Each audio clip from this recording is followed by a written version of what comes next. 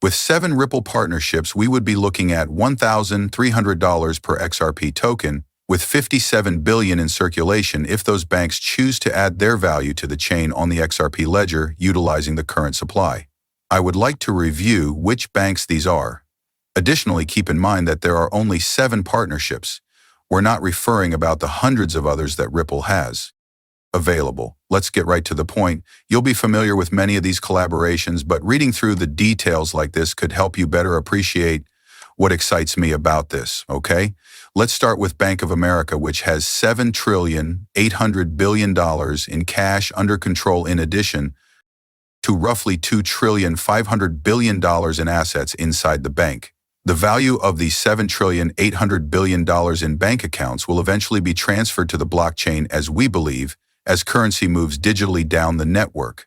With the use of Ripple and XRP, Bank of America will be able to transfer that money instantly to any location they want, whether it be domestically or internationally, as you can see. Bank of America alone has more than $10 trillion. I am also aware that derivatives, equities, and bonds will be added to the chain. Additionally, if these particular banks are holding these assets for their customers, they will still require a quality custody provider to protect those funds. You mean someone like Medico?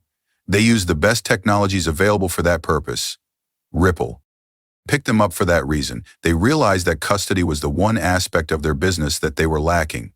Okay, let me continue on this. Therefore, we are aware that Bank of America is a major collaborator, just making sure everything is correct. Isn't that right? Well, Bank of America is not partnered with Ripple, some will respond. To prove that to you, I merely wanted to present a small amount of data. As long as they can obtain clarity regarding XRP, he stated unequivocally that they are prepared to reach a settlement with the SEC. When I asked him if there were any American firms on the sidelines waiting to enter the game once clarity was achieved, he replied that they were, notably mentioning Bank of America. Okay, so he mentioned Bank of America by name, correct? We have this footage here as well. There are still 4,000 banks. It's not like there is. Then, this is Bank of America's chief executive officer.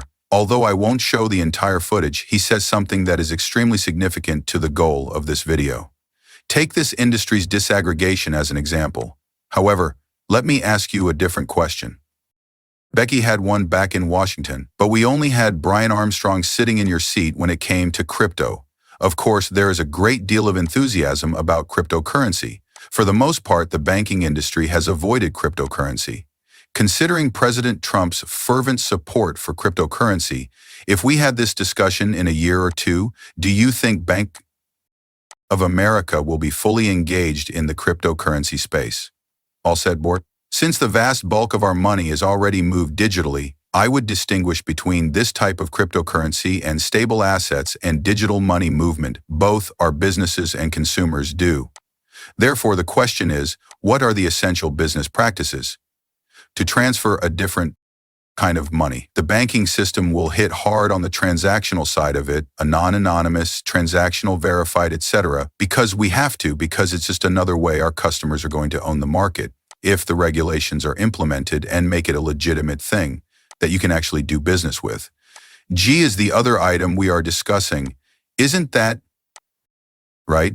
The CEO of Bank of America acknowledges that once the regulations and guidelines are made explicit by the U.S. government, we may use these assets without worrying about the SEC or any regulator pursuing us. The banks will take over and begin using it for transactions and settlement if you grant us written consent, correct? That's exactly what we knew. The CEO of Bank of America is now stating exactly what we want to hear. Isn't that right? Then they will enter, they will make a strong entrance. Okay. A couple more things here then? Yes, I do apologize. I keep saying. XRP and Ripple are mentioned in several of Bank of America's patents, correct? Several. Therefore, you are severely mistaken if you do not believe that Bank of America is preparing to employ one of the best systems for settlement in the world today. Bank of America will make a strong entry. Wells Fargo is another option.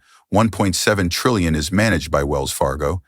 Additionally, it briefly discusses Wells Fargo's $19 billion in revenue. In February, we had $265 billion in market capitalization, thus a little less cash. Wells Fargo, however, is actually a Ripple partner. Santander, UniCredit, Standard Chartered, Westpac, Royal Bank of Canada, and Bank of America are among them.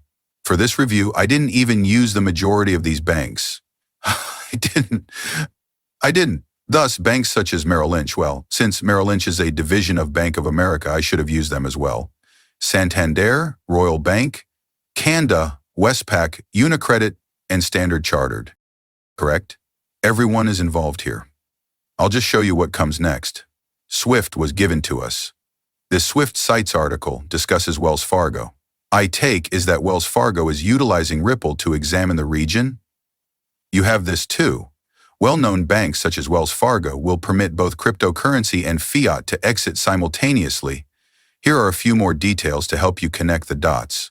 You sort of understand, but I won't go through it too much.